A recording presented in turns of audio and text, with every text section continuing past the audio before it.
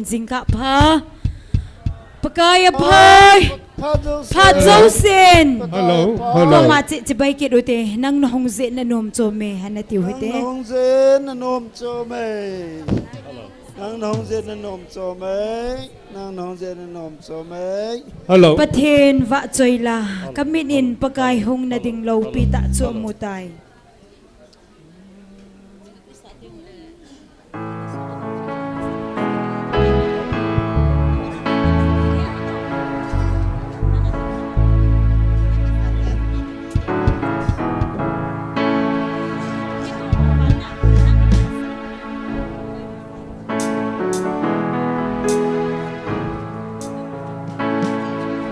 มีปีหอดิ่งน้มเซนดิ่งคอมโมหิเตยอในจะสุนุนกิปาเลทนมตะอินปะทีนินในแทนปีหอนสะคอมโมหิเต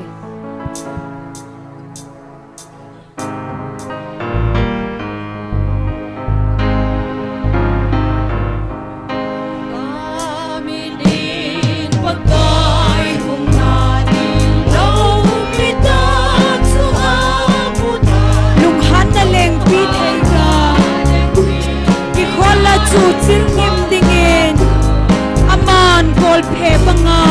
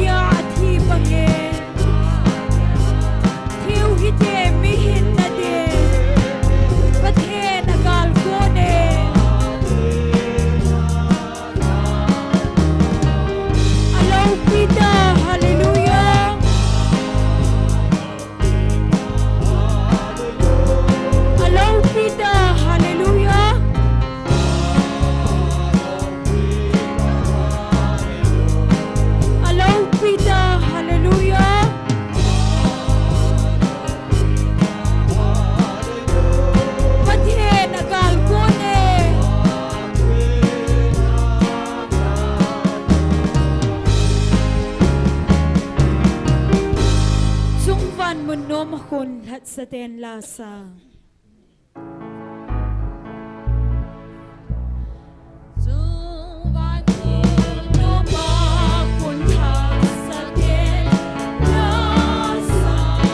Luku aleng mau anga koisung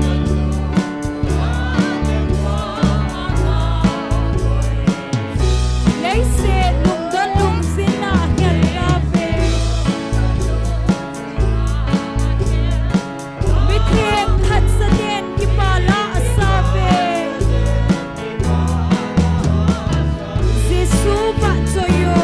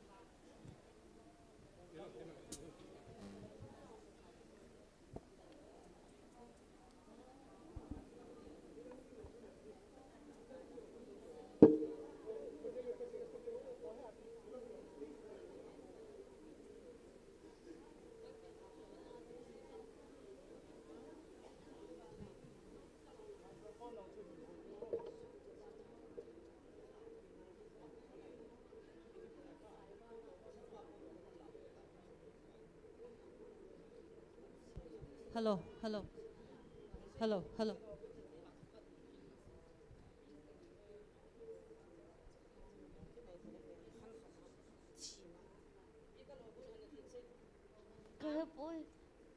Ade na ti chana abon vai na tha diu kasi ta khang ka tha gon he cha kasi cha pang khat pa chu to langa chi pa chu no to langa pa chu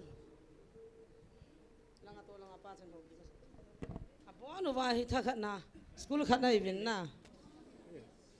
abon vai ka tha gon he ti cha sei chong ki khin phei jam na kai phei jam na jang khat lu san ta cha pa chu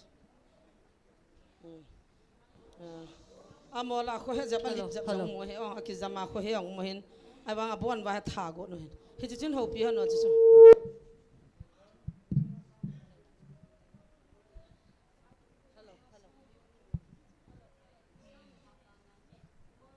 Yesu mina kan mano ta cha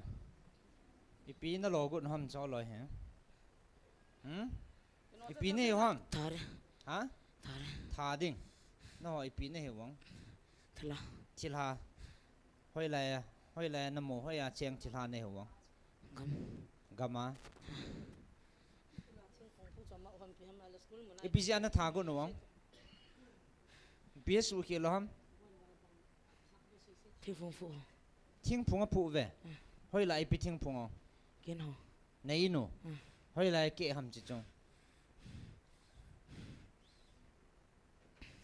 amoy school kai hello wang hoi lai thing phung chu hoi yang amola than mola kuna phuang school ko am ham da school ko am le school takinai ham ai de bola school chapma ta na su boyo ka de hala ka de hai school takinai lo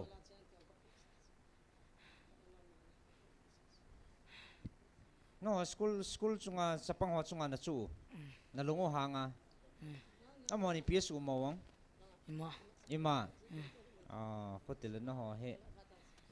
na til ball khilo na ki he no chana tu na ji shumina kan ma no ta cha thakau me ana ki har de chana ho loi he i bola ta he chi chapang school kai ho he no hon tai tha ni nga na bol na iti ta na tha gu no ma ina lo na tha gu nam se ta ina lo na tha gu iti na tha gu no am se ti le mo he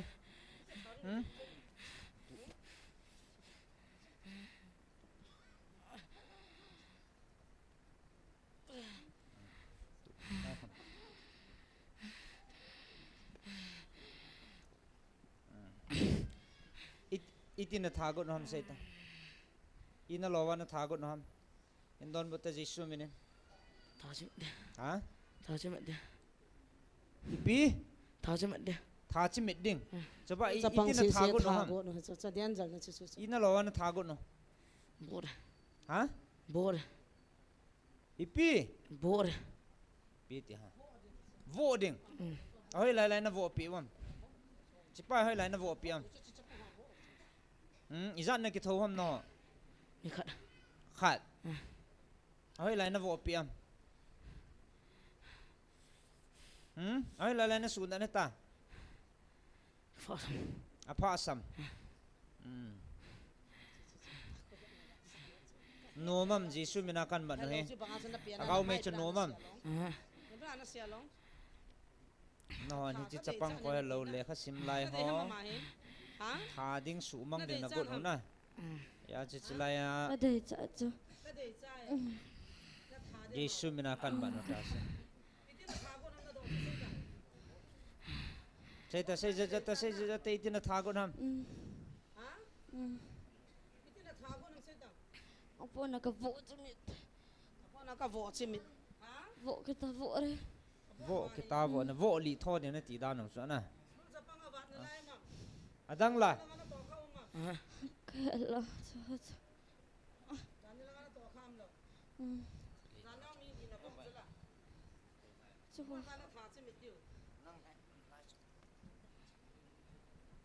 tu ta jisu mina to ta lai chung to ta tha de ta chi chi su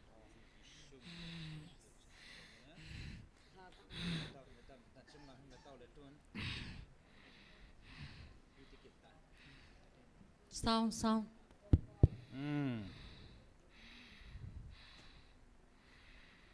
abon vai na tha go no na adang va na layam hong ki pui lo kul langau na layam ka ni thum li nga go segi ka ve tha na tha go no chom ma koi na tha ma sat pin go no ham koi hi koi na tha ma sat pin dio cho la ฮะจะป้าให้องอบานาละอบานาละจานุคนน่ะอิติอานะทากุนทำมาให้นายตามมาอิติอาหับตะขัดโจลแหละอามานุคนละอามานุคนละฮะอามานุคนละอบานานะทาเดียวอบานอบานบานานะทาเดียวนะโวลีทอเดียวนะจะประเทศนมเราซะอิสุมินากันมาโนโนโดก็ทาเดียวตาให้ทิ้งพงจุอีปีให้นาทีนะอินูทิ้งพงจุอันนี้โนอาเลมันน่าเดิมเลยกิผู้ยิงจะโนเท่าเราเลยจะคนโนอินเฮตาผู้ชอตตามนักเรียนเราแล้วจังฮะชอตตากุมิจานให้ตามน้องเจนเราสมนี้กุมสมนี้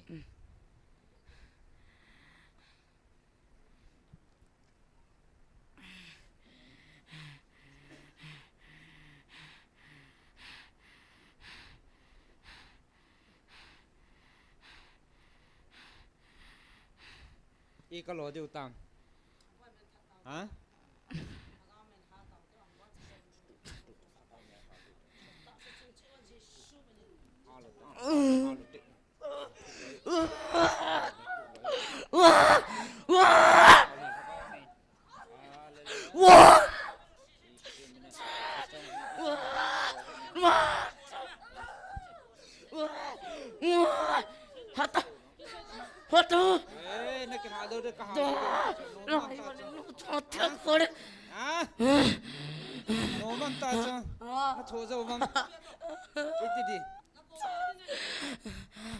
Adang kau biarin nenek lain nam kau tak, ha?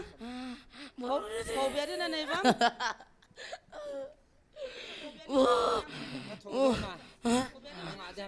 Enggak ada tak. Adang nan suwe ke dia. Nai tepu. Cuma kenai lo. Ela hoi langkon na sekolah aja nak balu no. Ha?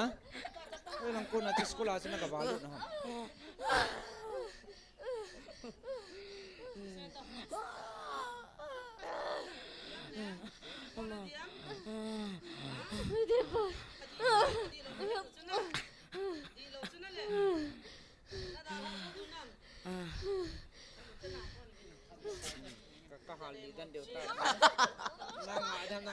Ngerti. Ah.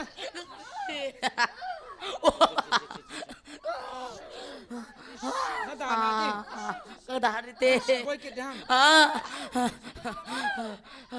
Boy ke le. Mai dah macam lo tu. Tak kena kehat dah.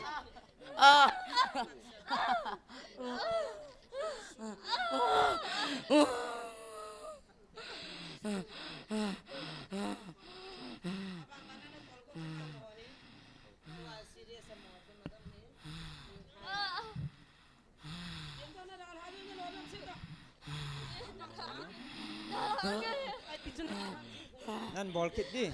Apa aku? Nan bol kit le. Kum som ni kecil nak saya juga iya tadi ada. Som ni nak nak ting pung kita.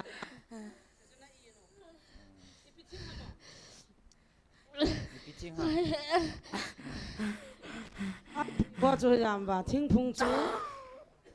Ipi ting di pung tu ya.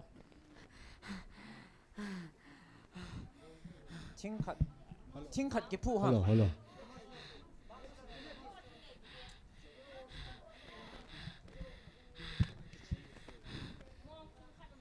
Bong mong pung kat na bong pung kat is lian nam. Cisuta je kum som ni bong pung ho kuin vial dunga na hon dunga ke le ki pa dai poi heuza je fakai te ga ma jong ni ka ga phu sa hone naw pa na su boi wa je phu chu a I no hin asi mong pung a jo kum som ni chiang kai ta ve ti wa a mo si se tha gam go no ta piang thum hoi serious li ho hi serious lo abang jing la thai le a bol de ti wa hin na lung tim chen taw na ta tho tin chi khan lo la mo tha te te diu he som ni na chen ta na มีสองวันมีสองวัน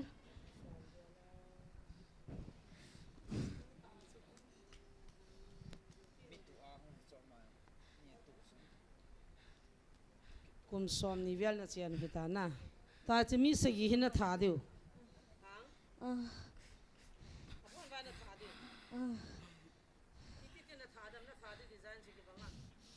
Kapun bagi tangsuk kaya deh. Kapun bagi bangsuk kaya deh.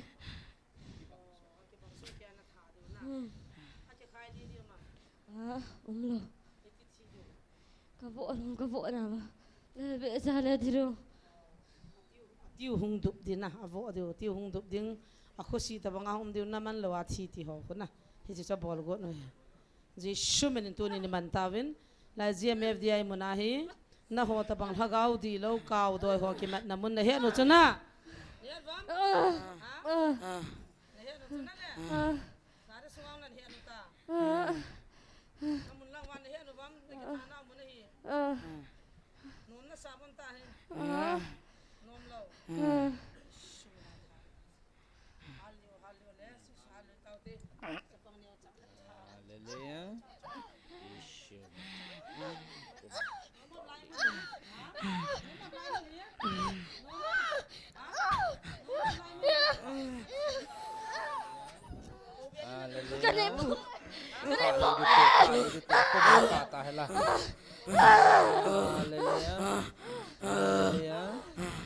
Alu jang so hal bam la chi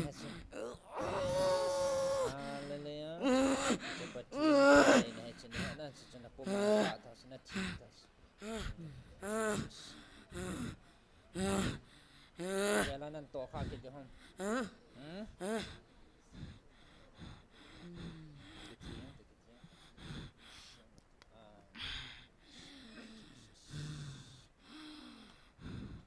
tao theo abon vin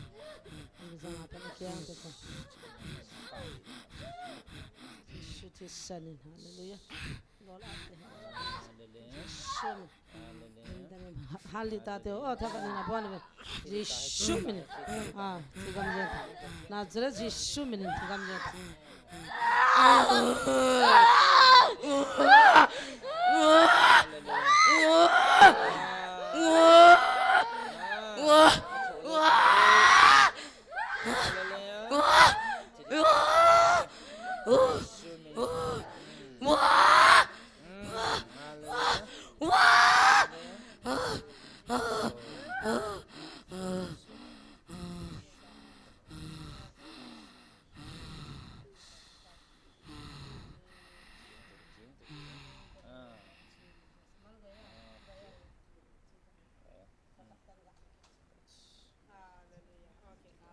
Hallelujah.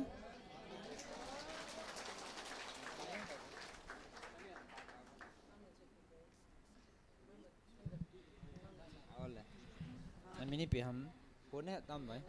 kone ta. Namini piham ah. Matthew. Hah? Matthew. Matthew.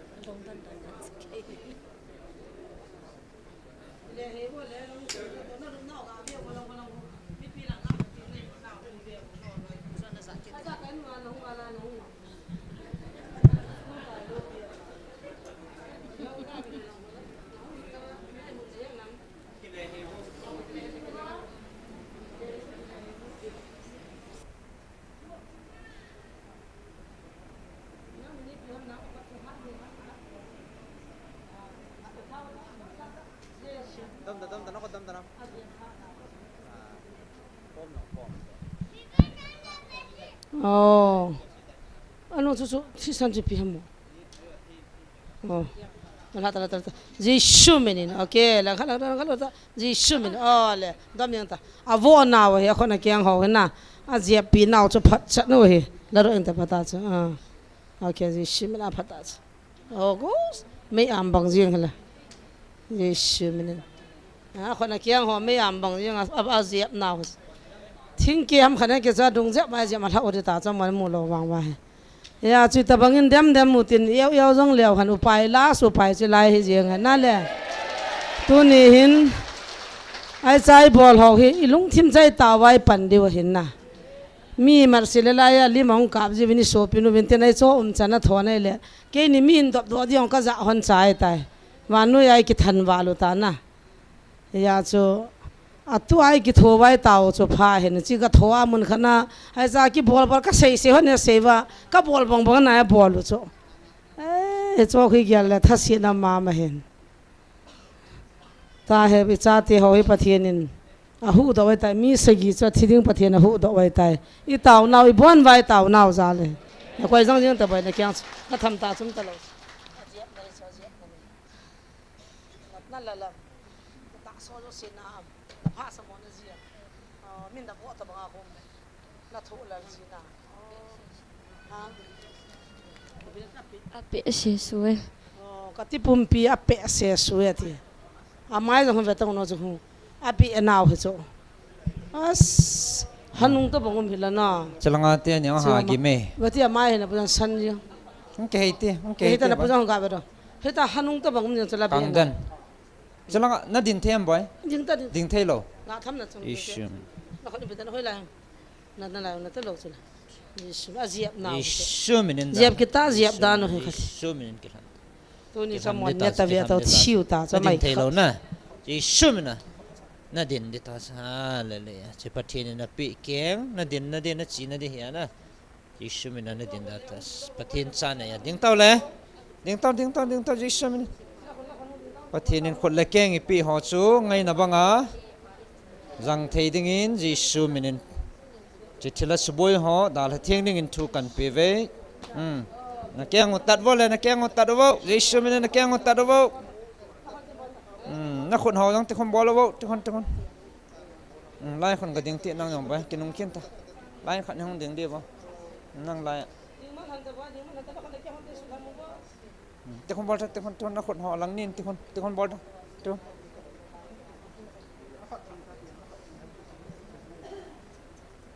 นี่แกวันตีนเปะดีวะเลยนะเปะเทตะวะอาจารย์มอนอมนั่นไรวะนั่งอ่ะ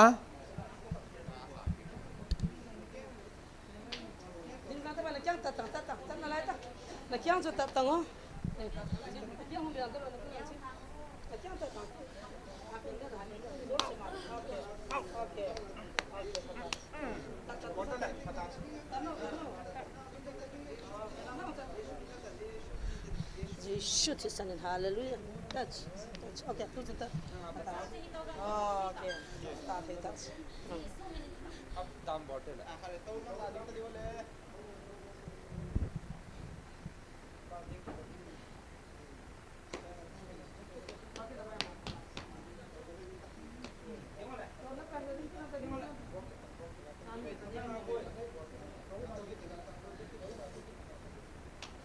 ทิ้งเกี่ยมขนาดเสียไม่ดีจะพัดจัดโน้ตคิมุเทเลต้องกติลิวาเสียมือเดสอันนู้นเที่ยวให้โฟนานมือเดียวเห็นอาดัมดามุลันเต็มคิดไม่เที่ยวนะถ้าเสียน้ำมันจีลาลมันจะงุ้มจีแล้ว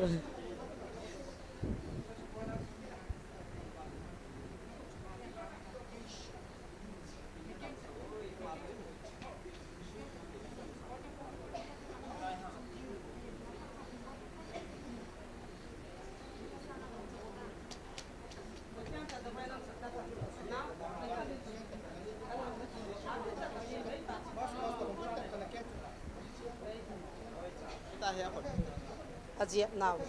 ตาจะเจี๊ยบไม่ได้รอตาจะเนี่ยนั่นไม่หอนอีหอนนี่รอตาจะละอันนี้เขาจะละอามาทีตาจะตาเนี่ยรู้มั้ยโน่นบอลที่เราที่เท้าตาจะเนี่ยนู่นจะนั่นแหละเจี๊ยบไม่ได้คิดแต่ตาโน่มันนาทีตลอดอยู่นั่นกี่ป่าวมั้งนั่นกี่ป่านาวัม na ki pa lo nang ha na ki pa khoi biang vo le happy pin biang vo na kon ha biang vo biang ta happy biang o ji shu min ni biang ta okay biang ta ha biang ta ole nye kate 7 mi segi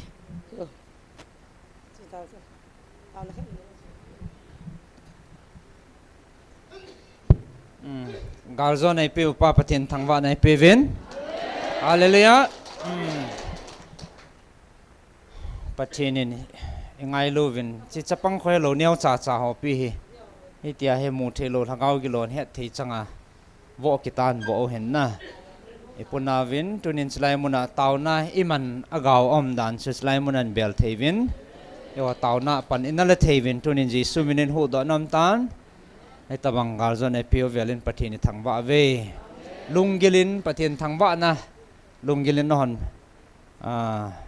pathin ana thangwa utin ogingin pathini nga taw na khat ne utin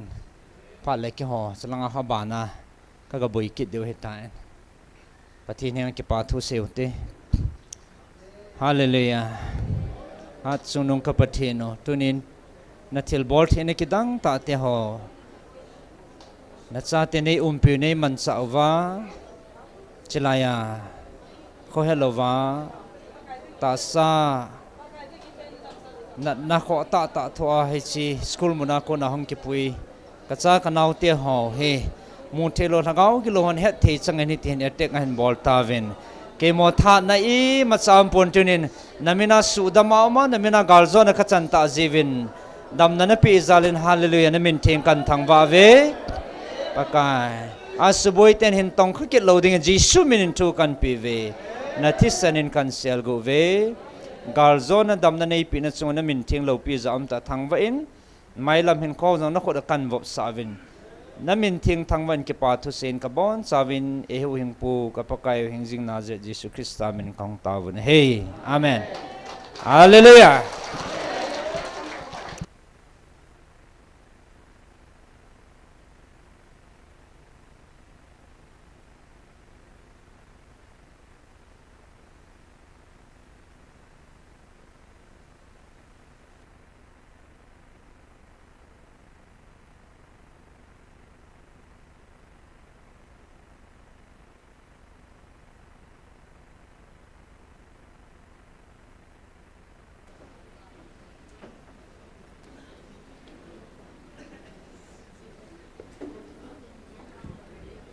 Pantai pe ta na ni la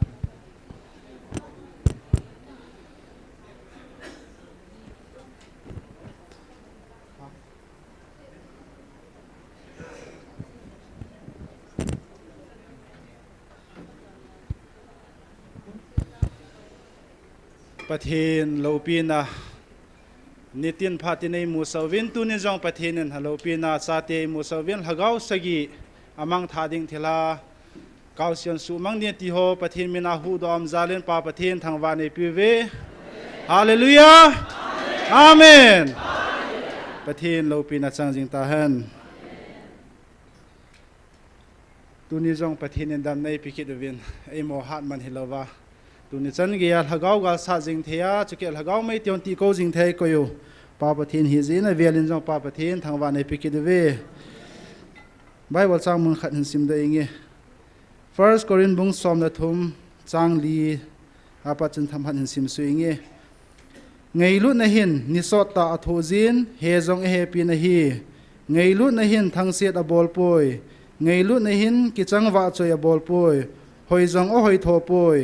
nun set a bol poi ama chang phat chom na a hol poi alung sabai poi set na a gel poi chon set na ki pa lo helin thuta a ki pa pi ji thu zo sia athu ha nin imazo si ata sanin imazo sia akinemin imazo si athu ha nin hi athu thing simna wa pathini bon sawa dingin phathe bu pi taw han tuni ikiman chana dingo program simha nei neinge tunia tauna elam kai pi ding hi pa jors hin tin pathin wa chaila sading hi nu lam neu gol hang le na aban le pangam lal hi tauna lam kai pa in phat hin la ting le hin ko di hin te chi chu tu ni ki man cha na ding hin ma se pena tauna ana nei ki nu tin tu ni chan ge pathin dam nei piwa ta sal hagaw gal sa jing thiai koi zalwin pathin ko ma ki pa thu na seutin tua chapang ho ding jong chun tauna anagi anakop muitin malama jong pathin piwa asu boi ki lo na ding win ai hon jong bol thei pe na tauna na kop muite aban le hi chi GMFDI ministry ding jong hen tauna anamanu te tu ni hen founder te hi en chukil lai ho zo si yong pathin ma puiwa ta sal hagaw ha na dam na pi jing na ding win chi ministry ding hen tu ni tum ben tauna na ne yutin aban le tu ni program te lo hing tai chei theina ding to hi cheng sin tauna ana ne tin taw chei na chu ke man hin nei ta nge ana taw te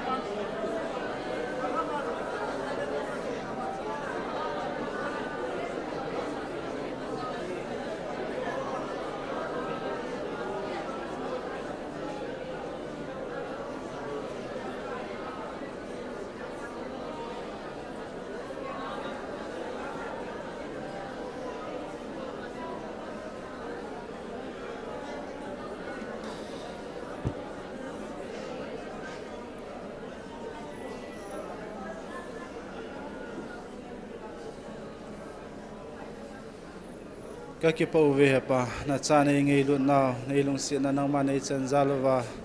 nang sunga ki pa thu ka sei na ti ho hi in he pa chukile chilai ministry adinga ka thum na ka taw na ti ho hi in malama ka program ti ho lol hing ta nang ma nei chei sa di ngai cha iza kai ka ngai cha ti ho zo siu ka thum na ka taw na ti ho nei san pi phat he nei bu pi vin ti ha na chu athi san man tam tai la do na je jisu na me na khong taw khom ve amen tun program abana na chalui tin to pathin wa cheila esa pi dingovin nu lam neu ama hung sama santin aman hin sa zo zo le ban zom dingin gol hang le na amani phat na piuti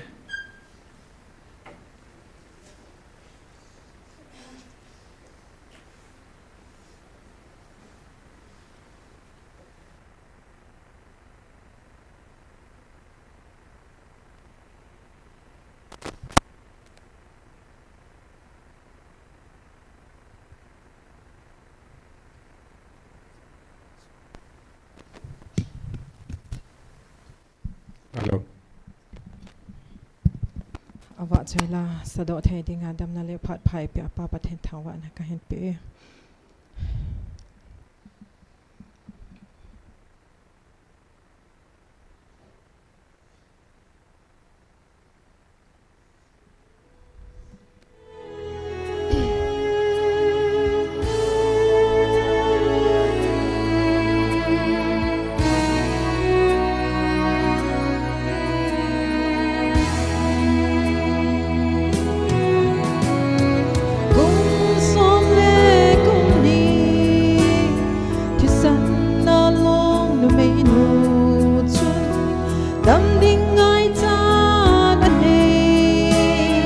Go zo sia sumang ta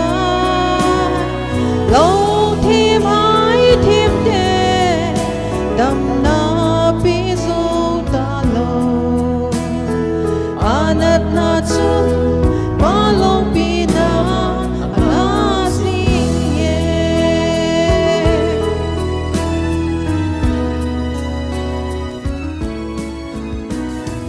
tu chi lai pha chung Giêsu thu đó ki lang ta san apun mang sa hi song le tham leng dam ta nghe ti mi hon pi la Giêsu pun mang a tham ta chu chi pe ta chun na nat na a dam hel ta Hallelujah, oh hallelujah. Natasan sun ng ma natam sa di. Ipinat na, ipiboy na, itabang hasad na isong le. Sisutasan mga, lohin na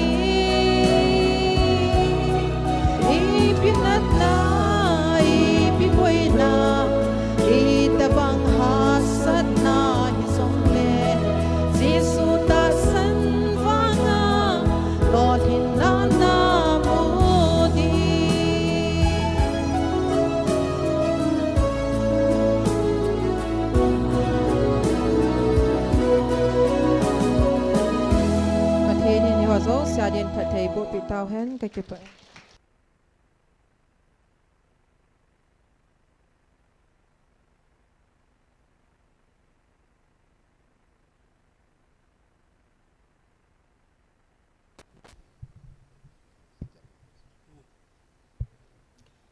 pakai wat soi na tingin pakai aphai phat jo se ti lai sai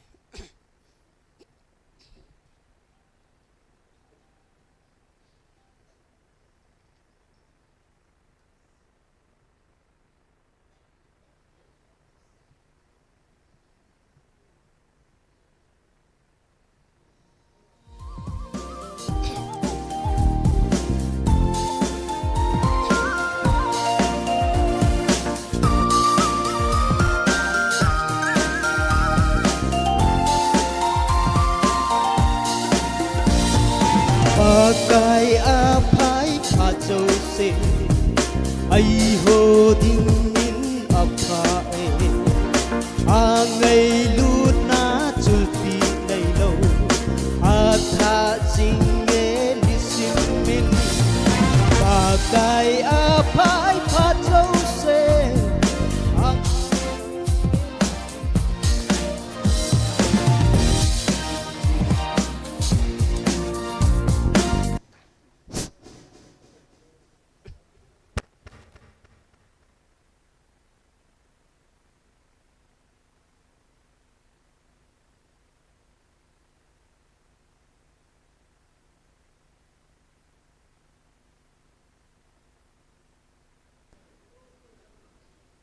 Hello, cậu. hello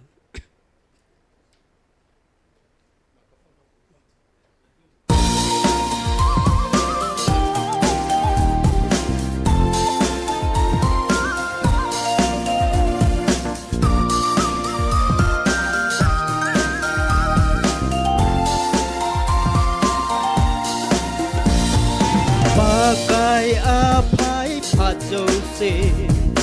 ai ho ding in aphai a ngai lut na chul ti nei lo a tha sing nge ni sim min pakai aphai phat jo se a ngai lut ta san te ding a leng lo pi a lo pi na zai la noi zin a phat na say phong te so lam lum lam sa le lang sim gam mal gam che jong leng van le lei se tui khang le mun jo se nang om na che pa kai a pai pha jo se a ngai lut ta san te ding a leng lo pi a lo pi na chai la noi zin a phat na sai phong te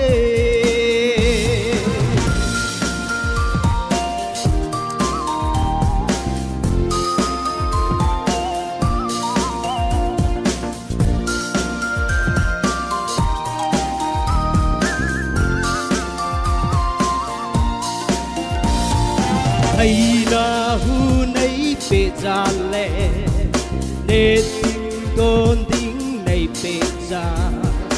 sim tu zai lan ka oi the na bakai ka hin thang ba ui bakai a pai pha trâu se a ngai lut ta san te ding a leng lo pi a lo pi na zai la noi zin a phat na say phong te a lo pi na zai la noi zin a phat na say phong te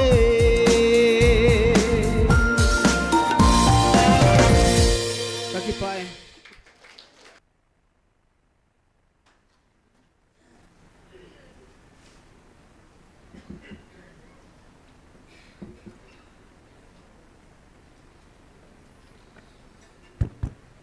Pathin wa chela ngai ta ta in sa do pio nulam neu hi in golang lena amani chunga ki pathui sevin amani zalin pa pathin thangwa nei piwe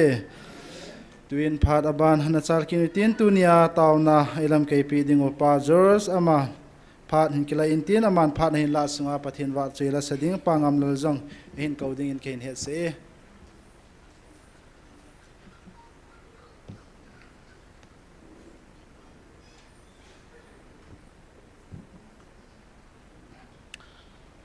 Hallelujah.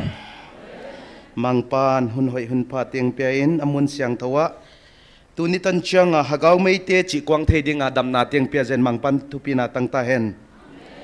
Ki pau ma im kasa izolama nau pang ki pui te hi.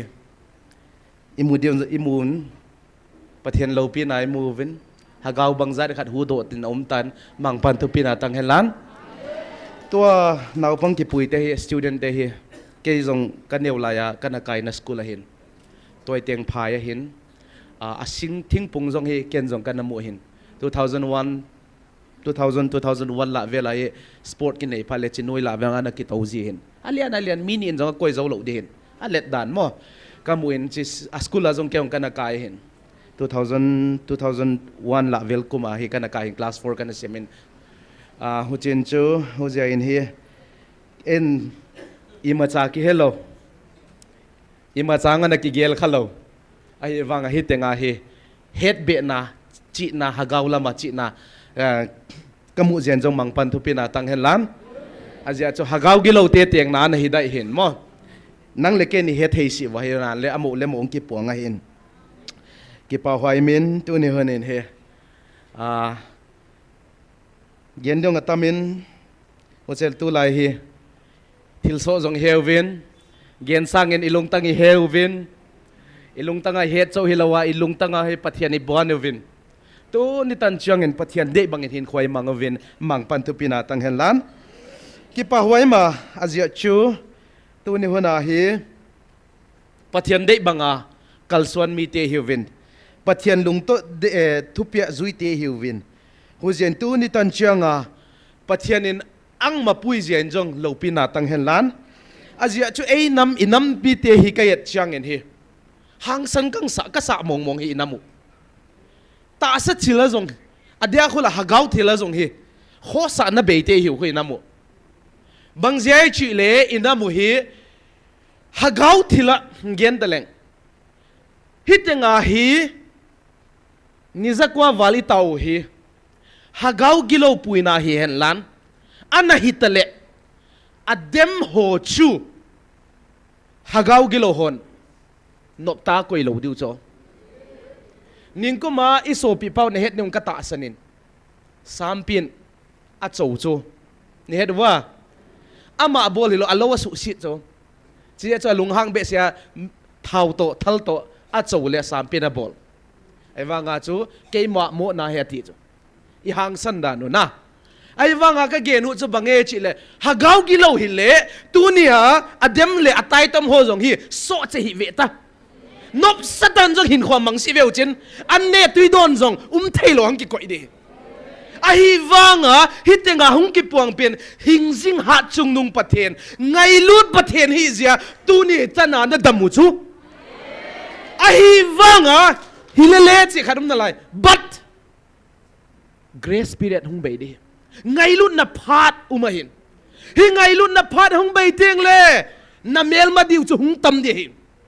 atam chau hilawan na lukpi na kopi in jong ang do di na lai ai ha sat di dan mong na loi le na khan gwal la nang lama pang no lo di si phat le pakain kang nu isan di hi che hallelujah hu jian to ni honin na dem wa na tai tom jong le ngai lut na phat grace period ak hong na lai ji a tu ni tan chang na ta sa chungwa i mata chilo chu azia chen na tung wa thil khan ung so ta le mel ma pa diabol ki pa di ti chu pathini diabol lung ting ai wanga pathianin ngai lut na zala tu ni tan chianga angum pi ahin ang mapu hin ki pau mang pan tu pina tang helan December 25 2025 koma pathian tu pon hitina sein ahin veuvin vantil ho le vantil theng hon chung nung pena lopi ta hen lấy chunga ade sa mi te chunga chamleng hen atiuvin a hin velvin nanamu keiman ka su to wa dinga hitai ata ahin ta sa keiman pepong katin thlagawa ka su to ding a hi pathianin amasa pe na hi innamu hi ta sang su to ding mi lo ve hagawa idi lo na zo siaw ang su to phot di hi a first to hagawa idi phot ngai ta sa pen secondary hagawa idi phot ngai devil dragon na sep zosia melma ba setan na sep zosia mual phosa dinga pathian hunga hin hujian to ne honen he aji chu hagaw su to lovin ta sa su tu leng naman tha na lai diu keiman ka he in tunin nang ho nakitung do na ho bungulen nang ho na tong do ho na cha hon hagaw sudam lova apolam kizem hole apolama hoina na pui ule na tun bangun nanam dingun chun keiman ka phalpon hichize chun nanamu ka tung ding chu keima cha ahi ngaye keima cha ahi ngaye hiche chun hagawa ka cha ahi ngaye tunin hagawa cha hla cha hi ngai innamu hi kitung bai di chile hagawa ki sudi umai ngai ve hagawa ki sudi changa apolam hoina chau hilawa asung lama hoina asung lama nahagawa asung lama hoina pen ahung dim changa mi ten jong ang ne thei pan ni ve enun inam sungwa hagawa ne thei lo hletsa tampiu me ka so pite ne thei chau hilawa oi va thei lo tuni hunin hi te zo sa pathian ang su top dinga hin achile hagawa keiman katun le katuna ka su to ting le ta sa keiman ka su to a katun ding ahi bawe pathianin hagawa ang su to changa ta sang tung ding phodem hagaw masa ta sa masalo ta sa humpele tuni hona idimano ideyu zo sa humpele hagawa imang tha diu cho hagawa imang tha diu pathian na theilo ja ta sa hilo hagawa kisudi phodu na cheve huzia to ni na inam sung wa hitenga pathianin hagawa revival hung bol hin lagawa ka len le ka tundo ka hobing nang ho keiman ka lopina nang ho le nachi ha ho keiman ka zuiwa ka tundo ding hichi chu Abraham chunga ka kitep na banga nang ho chunga zong keiman ka kitep na ka ko hi kala mang lo dinga hi hallelujah Abraham tunga pathianin akitep na hi tuni hana hi ei tunga zong akichiam na hi ala do lo ding achi le chu itang tho diu chi na asot le atom pen nang le kei khura kinga hi achi le pastor kharin hi chin again in iti ipizia na avidong na mudim kata asanin clarified new ka bolu din ipizia kuki cha te bo se pathin ei ngai lut som de mam mi zo se asim he chi question asei cho avidong na mudim kata asanin ai la pathin thu poni tin a sein 25 December 2025 74:9 ven keiman nagal mi teu jong hi kalun sa le ka boldan ho velvin keiman amo ho jong khu ngai lu lo dinga ngai kho lo dinga na gelu ham ahin nang ho ka cha te ka len hagaw le ta sa ka len ka cha te ni hi zeven no ho chunga ka lo pi na ka koi hin amo ho chunga su mang thana le su gim na le su mang na ke man ka koi hi bawe email ma teong pathin na ngai lu ahin ahin la pathin e ho hi hagaw le ta sa ka len chosen tel do hi zia hi e ho mang tha na ding ko ilowa pathian ni I hu hing nai chan na ding ta sa zong I hing na ding hagawa zong I hing na ding wa pathin ang koi pi cho I ham phat na nu ai wanga mel ma ten email ma teu email ma lui teu ti taw te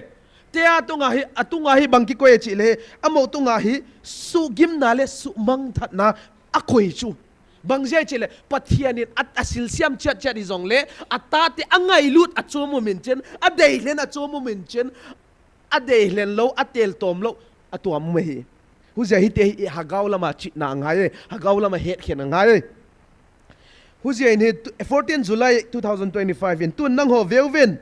na melma na sim tu nia na melma ten ho na chungwa ki khet na ka koi zong na heu ve am ho go hilowa wa noi mi te hon sanga zong ka ngai lut na chung nung zo na chungwa ka koi a hiu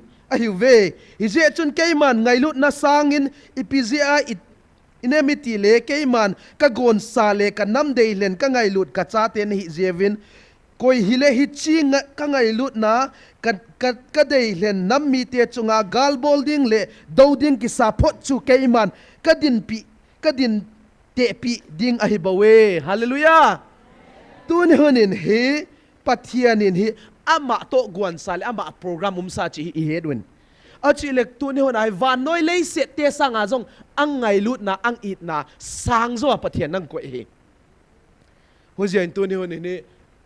i ham phat da no le i ham phat chong nung hi ve chi gen no vanin khale sa ki sai neu khat ding zol ni wa jesu min ding ni wa alu su jong kitam nin lu sorry sorry ka ken khiar ka lu itam mo ven na anak ko ma chiat malis ni mo kita neu khat ki zet ni we ki zet ni we koi mai lu lo na ding en na ilip zep the na ding na alum tan iki het thim deu hin apa nak ko ma chiat bol ni we pasal na mai Cilaya dan ihet dia kata senin. Aleh izo ule Yesu minin tau te. Ilu kidu le iding kidu he. Ngesiam me no. Tang tai timin ilu na kidu le iding kidu he. Kale. Cilai GMFDI parahi ken ka het do khat kum som thum wal hona cha hon jong ana sei khalo tunya kang sei din thugu khat thugu chilang agu jong hi tuan sin koi man jong tu ni tanin hi again khadong kata san sin ahilla hil chilaya thu pona para ken man ka het do khat chichu lip dewana na ngai deu hin aji chu bange chile pathin adei lo ma hi hon i macha i gelo ai va pathin na dei lo me chichu ipi ham chile hang simlai chapang hon ne het dun zodiac ne kha wa zodiac he kha khu tung vo zodiac ZODIAC zodiac min hello zodiac ne het wa khat bo se hula ma khat okay good zodiac sign horoscope ne het wa horoscope ni danga pu bani khong sign jong magazine na chol ha jong ana so ji na ana kisim ji cho na zodiac horoscope chichu ipiham chile ehon imachai na gel lo cho imachai na gel lo ken jong imacha kana gel lo ana kisim zia adi lo zongum aiwanga nal ana kisaji cho na nalana ki sign chin ai wanga chi zodiac in ipi abang khara chi le every zodiac in kha izat horoscope izat ma sign 12 from here 12 symbol mean chi 12 symbol zo se chu paganism pagan god kichi beta it's symbols of pagan god kichi pagan ti le iti say dia pathin holo ho pathin milim bo ho pathin ti le sign na chi chu hin ama sapianin bange chi le hi chi zodiac in hi bange i bang khare chi le symbol le sign cho achi le sign khatna chu bange chi le hi Taurus kichi Taurus ho hi bull bong lima hin it's a wealth house at na mo pathiana hin Gemini chi le amo ho hi sailor hon nidanga Greek mythology kitchen Greek hon sailor hon ana ho cho storm gods kiji hui pi go pi pathina na hin Geminis Taurus chi changa ama hi house na hin then Leo kiji hi bange chi le hi ama hi Niman lion kiji humpi to banga ne hin hi te zo se hi paganism te pathian a hin a chi le hi te nga hi ke man ka he do le ka confirm khat chu bange chi le Baphomet full form hewa Baphomet 8 April 2024 hagaw gelo khan nang sei chu b ni psam b ni psa Beelzebul a ni pm Amon God p in ba ipiham Python h in hell o in orny of demons and then m in Catholic Mary doll then e in a meaning an ipon atop na t in Taurus horoscope ti Taurus horoscope Baphomet na Baphomet ichi changa vantil gilo ho na seitam da tawte huzia hi tu ni hona hi chi horoscope i ho che hi tu ni hona hi pathian thu to ki to lo cho ne het du khat khut lam ka ve the cha astrologer hon nam amadon don na thila sei chi leila gen khial ningin ain la hi te zo se hi e ho Christian to ta san ta te pathian thu to ki to lo hin achile Baphomet jong ti a zau cho Taurus of horoscope na a zau cho achile igun bange chi le hi tu ni hona hi zodiac sign pen ken khat ten hi Facebook Insta la vela hi a bio a ko viong bio a ko chang wa bang che chi le hi tu ni hona hi it shows who you are nangin koi na idolize chi pen it define it huzia in tu ni honin hi pathianin atate pen bang malawa igel wanga hi tu ni hona hi pathian a de lo hin huzia in tu ni honin hi pathianin hi Exodus bung som ni changa hin ke thang sia hat pathian ka hi thang thit na bung som ni changa hin azia pen pathian dang koi pathian dang mundang to pathian dang koi mana bia lo diu chi thu pe na om hin huzia pathian sanga thildang enga izwa I identity thildang a le thildang kha I identity a bel le chichu pathian thu do kil tu lo hin chichu I het ding kang de in huzia in tu ni honin hi ta san cha te thil I bang ma igel lo teu zong hi pathian thu to ani ki to lo zel hi chi igen ud hi van abang le khale lai sang tho mun khat sim ni Ezekiel bung som thum le li chang ni apat sim niu Ezekiel bung som thum le li chang ni apat in chang som tan sim niu Ezekiel bung 34 chang ni apat ming chang ni asim niu ming tapa Israel belam pute dem na in genlo na in genin akungwa genlo na genin len mangpa pasien in tambang na gen hi ama u akiwa thau Israel belam pute tung agi hi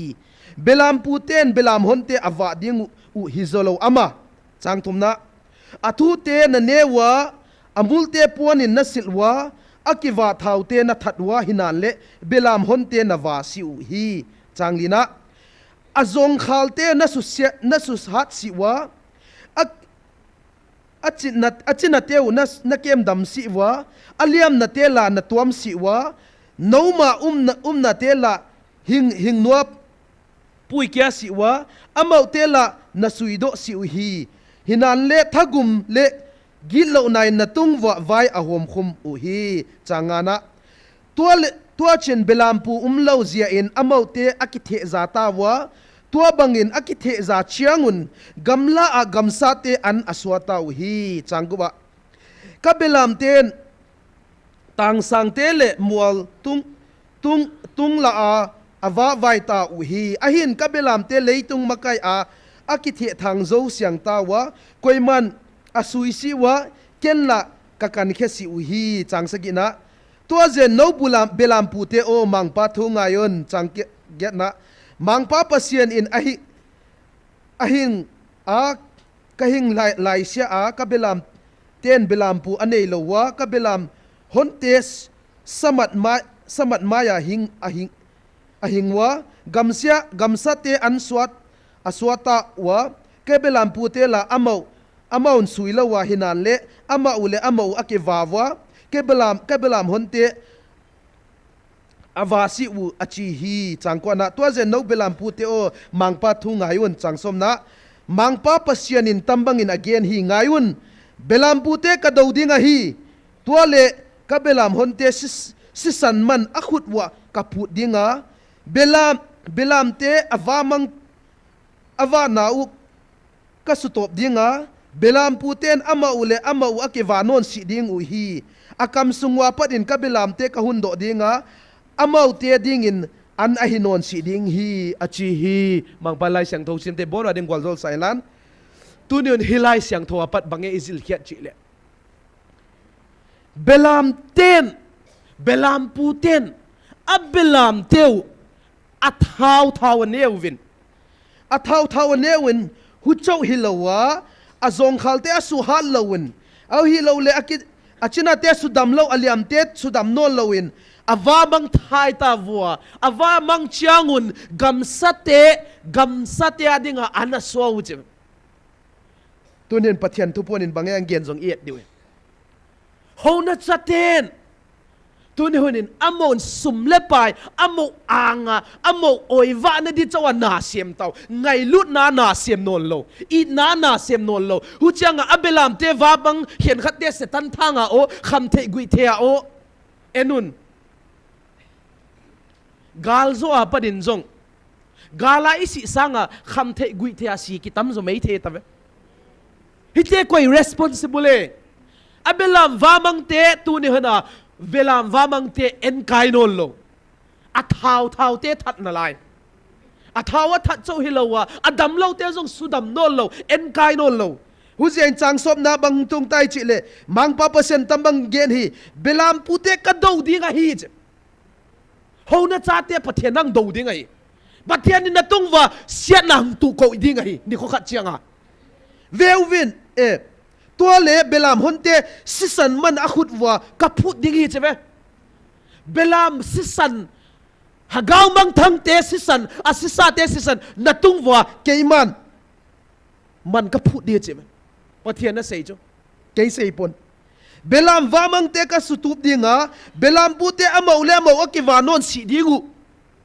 อมาอุเลมากิวานอนเหล่าดิ้งปะเทียนินอินน้ำมูหากาวมังทั้งเตปะเทียนินang pui khop ding ai huzia in tunin December 25 2025 in hitchen again it velvin aseyuvin asunga achengpon velvin aphongovin ngailut na umpoi velvin asamphongovin khatcha asudam thei ding aumpoi velvin akel ngoi ho awa mangovin azam mangovin khatcha adon se pove chuti sangin akel ngoi ho zon azo uvin aki zo mang tawe pathian thu pon cho December 25 2025 65 na sei cho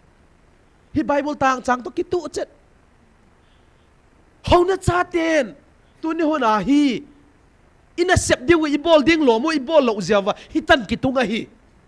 chi hi ka gen wo dahin achile 66 na hi chin kel ngoi ho azo uvin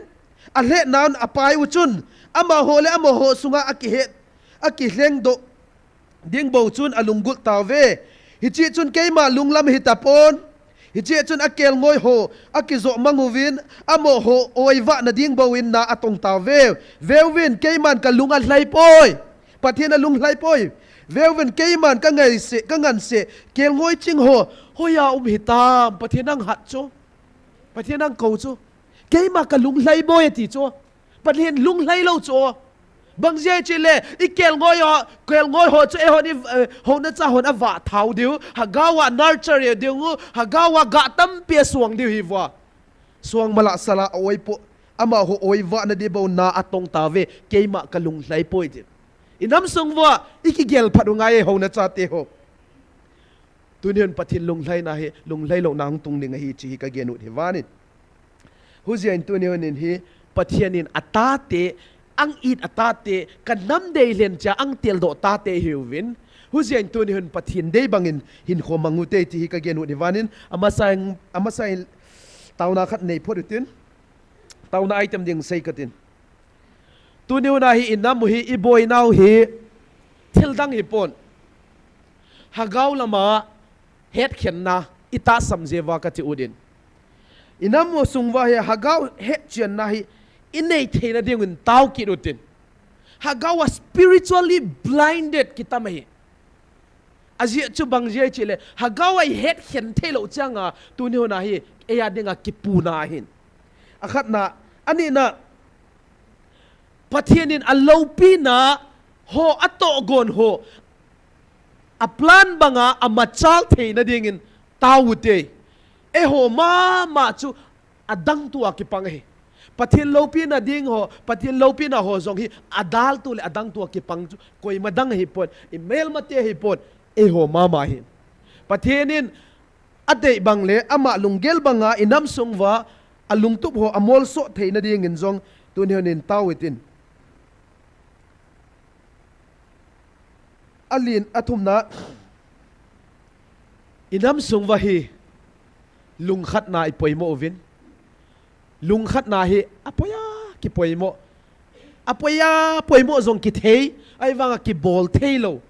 ki bol thei ma lo hi thei ma lo hi ko bangjai chele mel ma pa na sep hin azia pen divisions of spirit hagawa ki khenna ki bung khenna tu ni na indam sungwa umna lai hi te zo sia jeshu mina indam sungwa khalna nang le kei chi na te om lo na ding division spirit te hagau gilo na sep zo sia ho abei the na ding en tun hyun mit li pumin tau tin tun ilem tang bang tau tin tau chaina chu kei man hing nei tange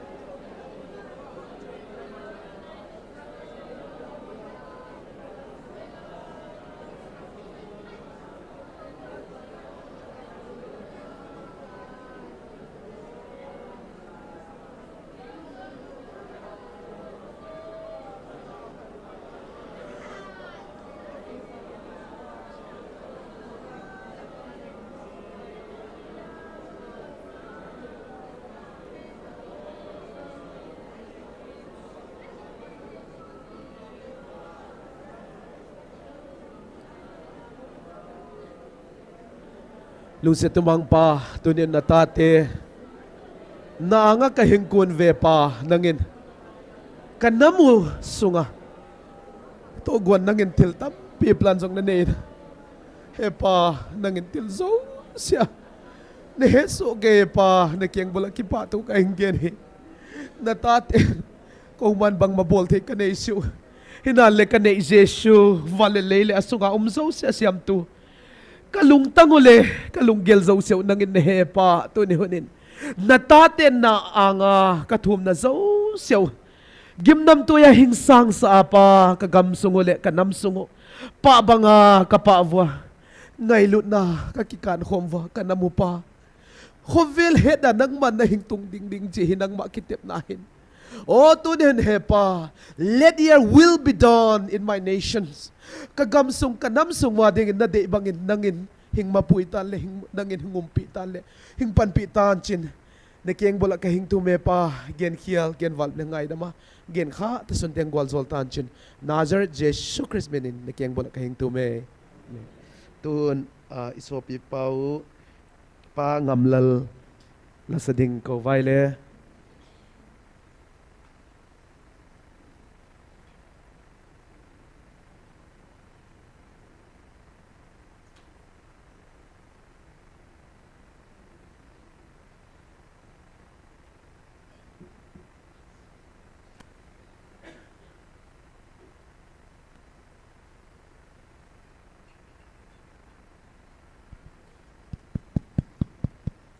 Hello, hello, hello. Hello, hello. Ipakayo Yesu Krista le zakai kimutu na la zakai tila sun salo ingkati. Hello, hello. Hello.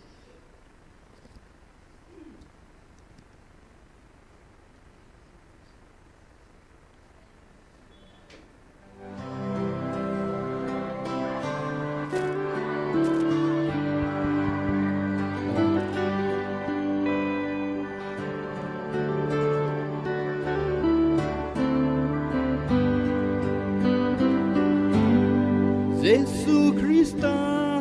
zu alut in Jericho leidung azunin kitsun vevin amin zakai atiu mikhat aumin ama patu kaidong pipui mi hausa unta ahin in la alo ina dòng xe tahan Giêsu ahin ho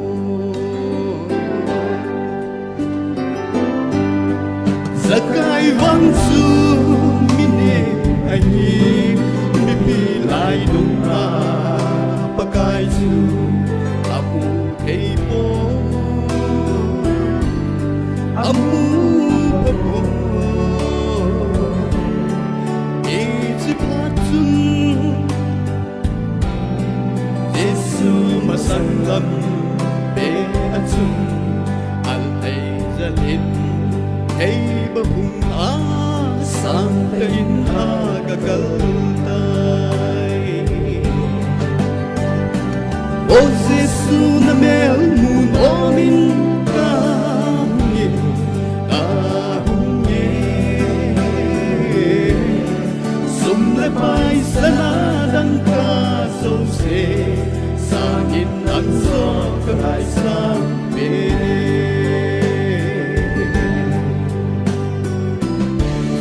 Tuwing Jesu Krista so zakai la chun agalong tahi Tuwing zakai ading doin Pagkay ingachun asay tay Metan pagkay kanay zose Ake khat mi vai sa yen thei te ho be ka te koi a hi zom le le pura kala a zom le a sa li in leng ka te a ti o Jesu na mel mun omin ka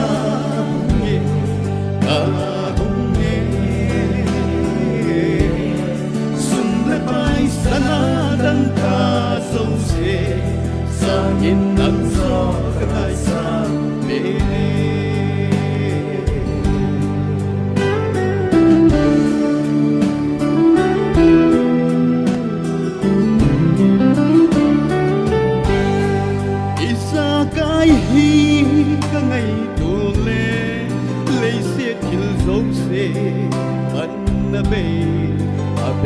lâu đinh mang lâu mi hậu sa hao dòng a thiên lâu thêm bên bên ho dòng a thiên miệng khát chu a thiên tế isa cái ban ra bê dê o Jesus na mel mun omin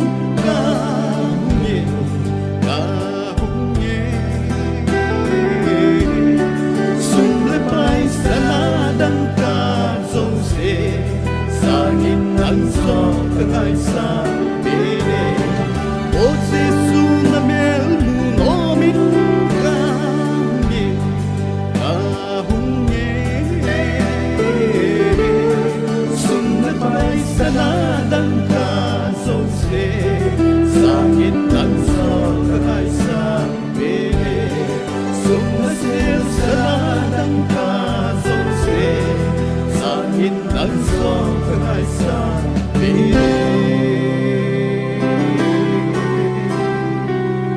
đến thăm bạn là con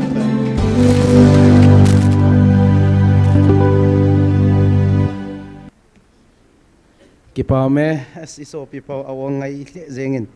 pathian lo pina tang hen lan hiteng ala satya jong hi na thim che che ovin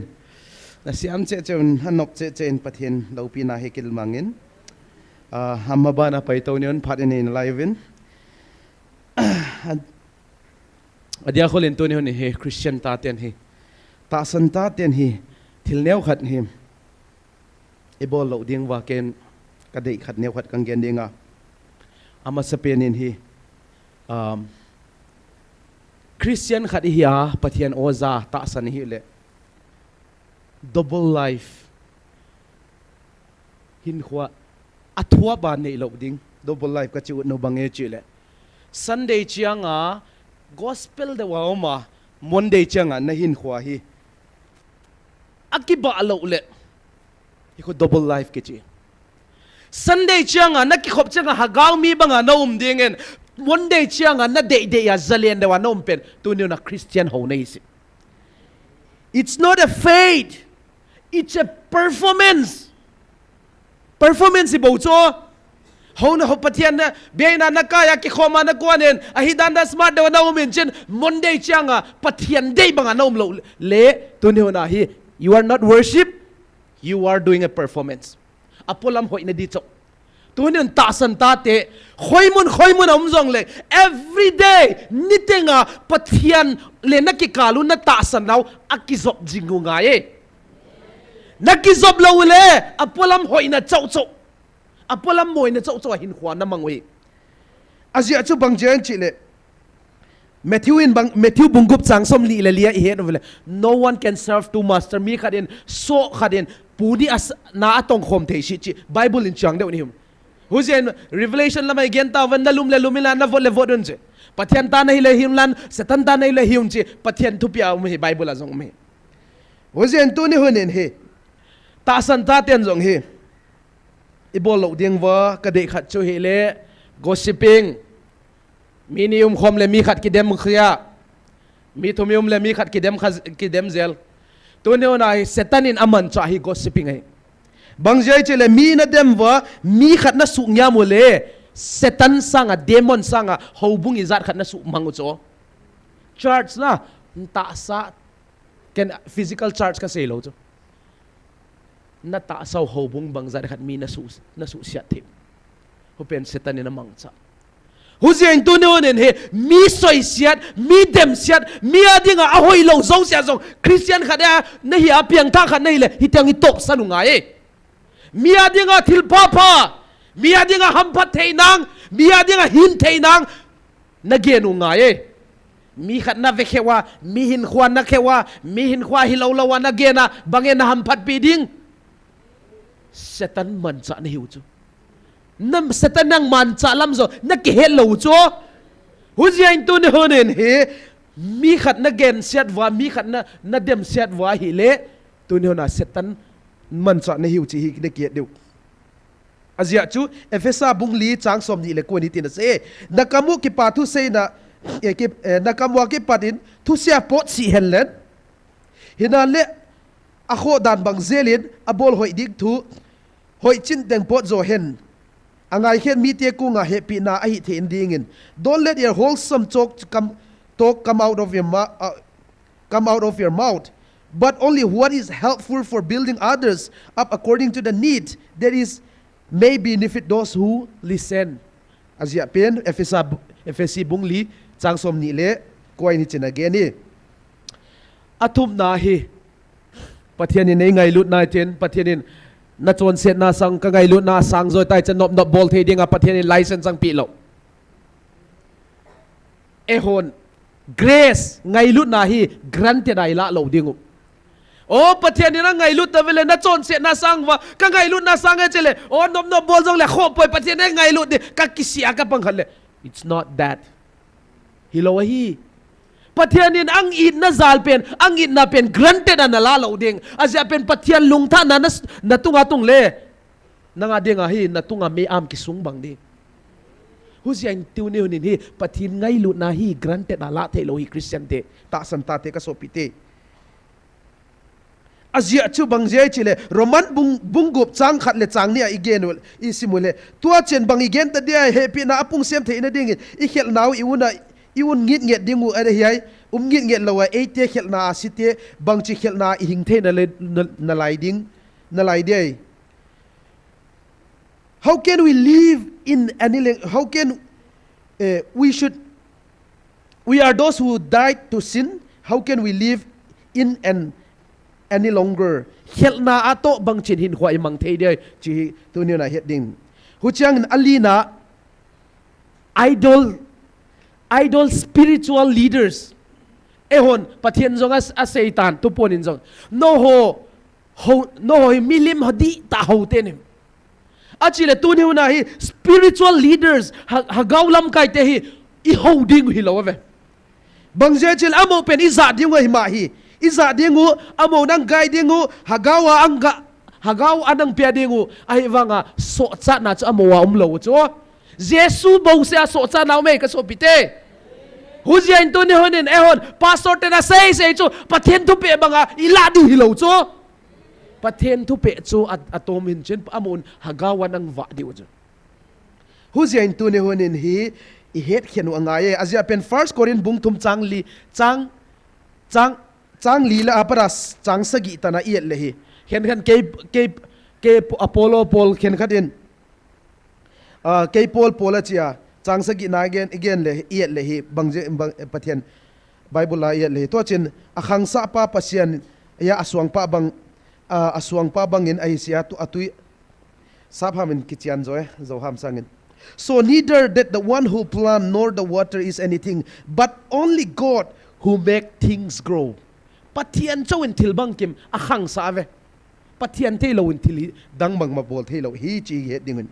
hu changa hi anga na hi stay silent about injustice kitchen tu ni ho na til het chiana na ham lo le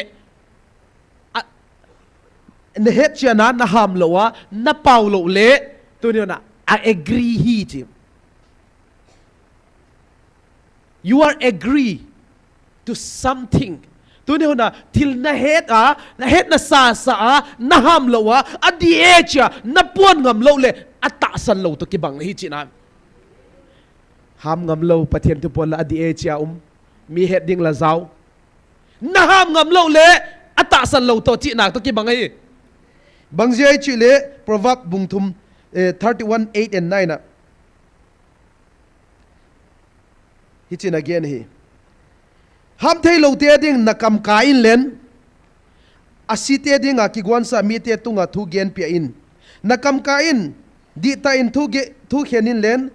mi ta sam te le mi gen thei tung tang thu gen pia in tunin ikam ka ngai pathian thu pon jong adi le di lo jong ita san wa igen na ikam ka ngai hi nakam ka lo wa aguwa na kisela ai lo le na bang khat ole ata san lo to ki bang chi na hi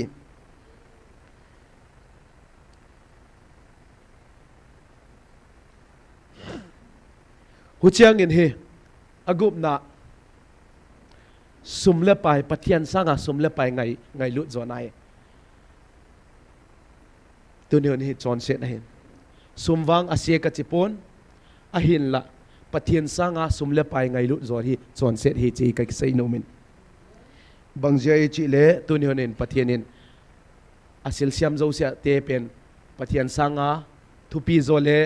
lopi zo a pathianin akoi ding aphal pon chi ji chun pathianin hi atate angai lut achate tu ne na hagawa hung vel hin hu ziain tu ne honin hi pathianin ade banga kal aswan thea pathian dei banga hin khoi mang the na ding in tunin palla new chi kang gen ni wanin kale ka chai di tain pathian tu pon khat hanangai ki dutin 14 July 2025 in pathian tu pon in hichina seye 53 na ama hon cross a hlat do bo chu ke hoding in atling se de adanga ngai ta poi atiu ve nang ho anga anangai phawin koi hile hichi cross a kinem chan chu tu ni ke man ka vilna zong ata sanangai e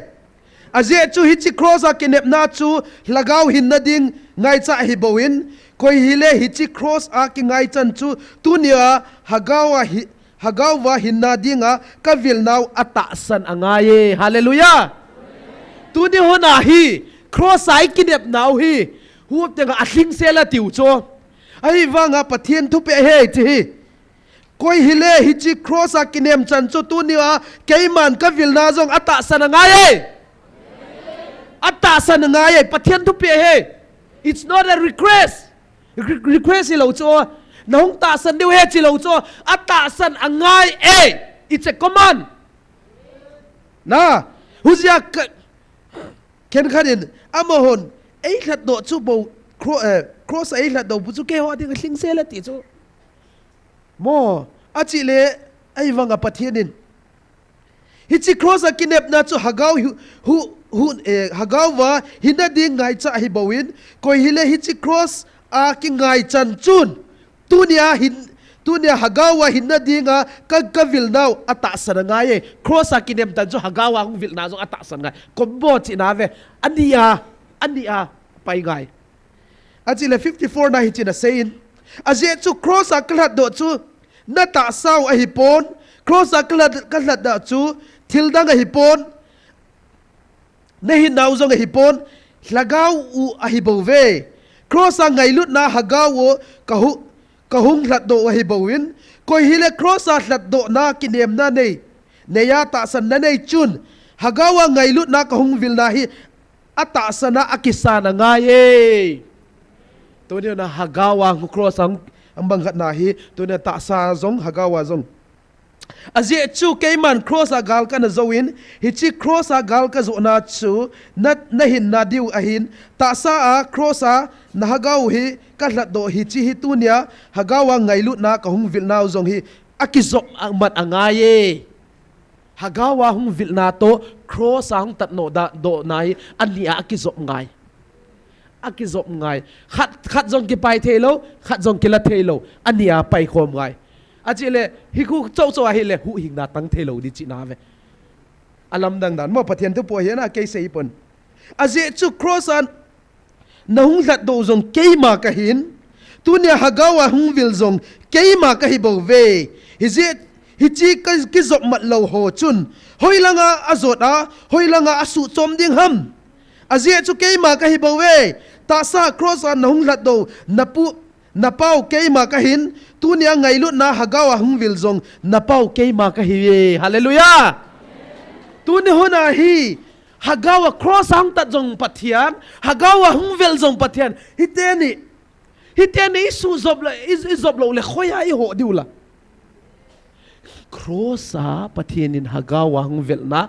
accept theiwa na pom theiwa na ta san theya na thipi theile hitenga hagawa hung vel zong na poma na ta sana na thipi theilo le wang na cross ta san wang adi poi azia chu pathian thu he ama ki dolo chu pathian thu ki kal khalo chu husian tu ni honin hi enun ka sopite hagawa mitwa na apoya poi mo dan tu ni na hiang kilang dia ave ai wanga hitenga do khana to zo se aven pathian lopi na ding le pathian lopi na pathian thangwa na ding in hagawa chitna le hagawa mitwa nai nei ta zen pathian ka thangwa e hallelujah aji chu bangje chil hagawa het khen thei ta jawa tu ni na ikisang tau cho ikisang ta jawa tu ni pathian no ho kamel chi ta ve ti cho pathian nang mel chi ta cho achilen Donald Trump hello ko yam hello nom vai ke so ke uda ahin dan jong ne de akum jong asam asup de jong ne abelong de het du cho ai wa nga Donald Trump mu leu chen putram kang muin kang hedin kang the na dam del sel nang koi ne yang chi de Donald Trump nang ang hello de be who's ya to there is a lot of differences pathianin ang het to nang na het ki bang lo ve pathianin ang het pen i ham phat nau nang pathian na het a pathianin nang ang het lo le nang a dinga si na ve atena den zar i ma chai gel lo ahin la tu ne hona hitenga do khana to te ve na melu jong kamel chi ta ve che hallelujah pathian nang mel chi ta cho pa angai lu chang wa jong pathian nang het di ta cho putamin koi na hi hamang ti si sanga cho o na dam hina mang chi de vel kang heng chi ki koi pi thei de hu sian tu ni hunin hi Christian hi a amma i het hi loin amma ne yang het pen apoi mo zo hi ka chi hu pen amma nang het thei na dinga bang me chi ki sop mat ngai ai ka so pi te relationship kizop mat na kupen khoyam chile pathin hagawa pat ikizop mat lo le pathian nang het lo di chi na ve huzian tu nen kizop mat na hi apoya poya mo hi chi tu nen kang gen he wanin huzian tu nen ta san ta te lung hladai poten kal son zengoten pathian dei banga hin khoi mangwa pathian dei banga kal iswan the na dingen pan la jing deu chi hi ken kang gen he waun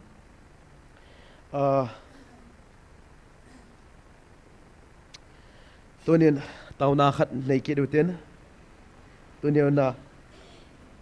tauna in nei zo chang hi tunia i program wa be na di tanin ama sapianin inam den mon hi ne sovin hasat gen the na zong hi ikota hungtung di tabang hitahin anay kot kha uma hitahin gen the nai to diu hi ka gel le kapon na le zengin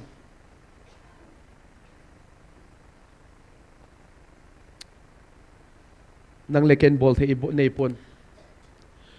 inam sung wa lung ho le lung ta ho za itani to diu hin zanin upamang neu tauna video khat chu kamun kamit hlia longin lung nat deu na tawin kalung tanga khoi khai veon inam sunga hitlom loma hin khoi mangwi bang chi ta di voi pathian di ta la ke hoa mi te noi si lai tang danu inam sum vai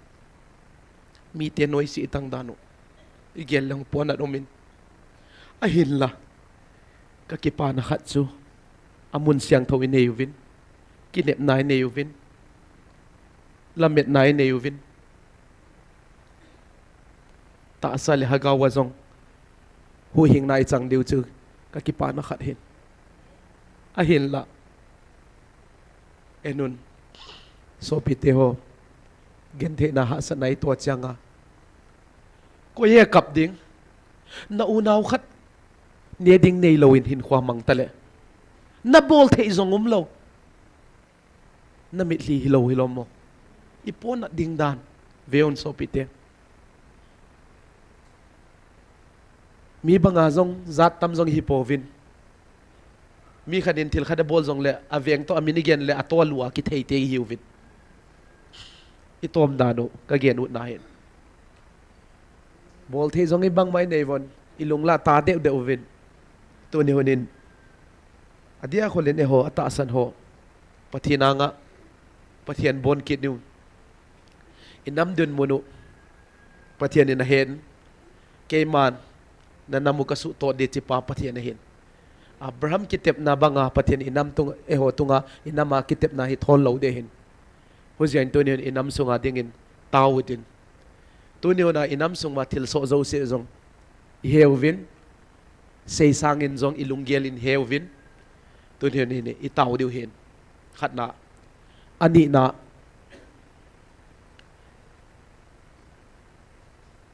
pathian in hi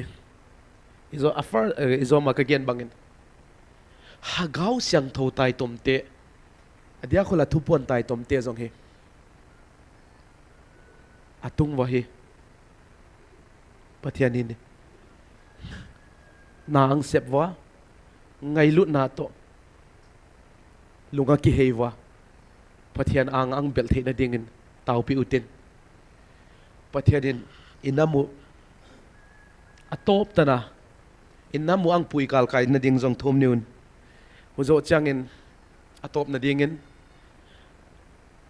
krista zala ka gal sat pi te zo sia khat le khat ki tau pi che ute azia chubange chile melma pa kul bang sat hiuvin hagau gal sat hiuvin tune ne he hagau gal sat na wa melma pa jong thim lo de hen to thim lo de hen na lung tang nat nang thil tam piang bol de jong em de hen hojen hang santa le hatta krista gali sat daw iding zowa gal zo na atop tana ipang zo the na dingun pathina nga tawitin tun ilem tang bangin tawitin taw chai na chu pastor thang new ne san chen tunia i program mo chai na hitante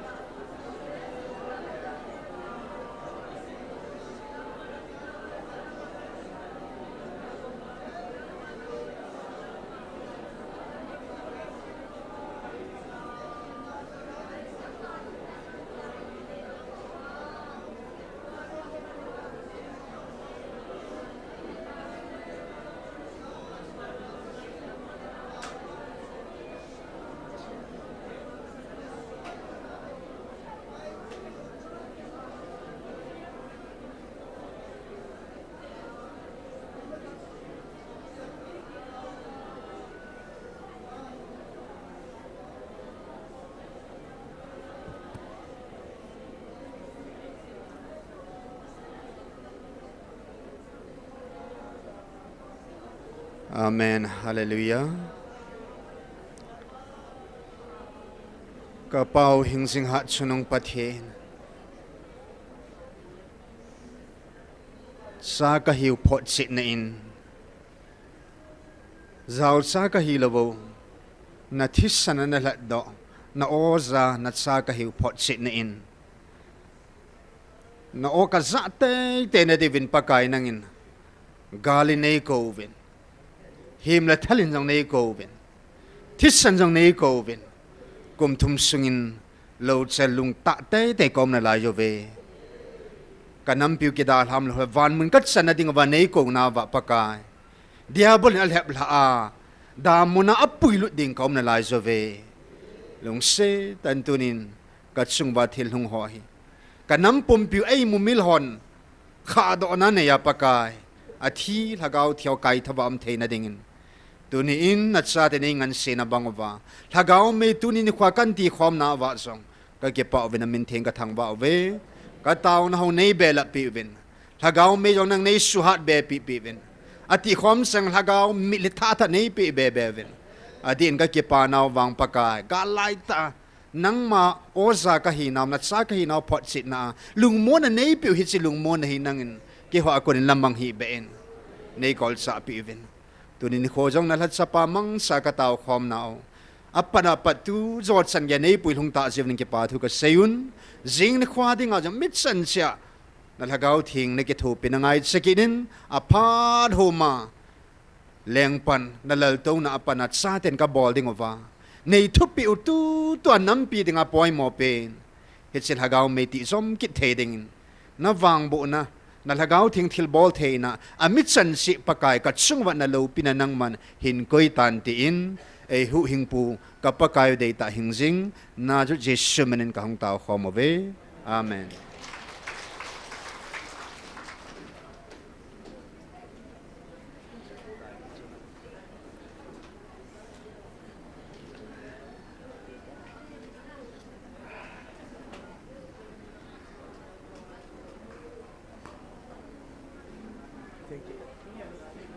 Thank you.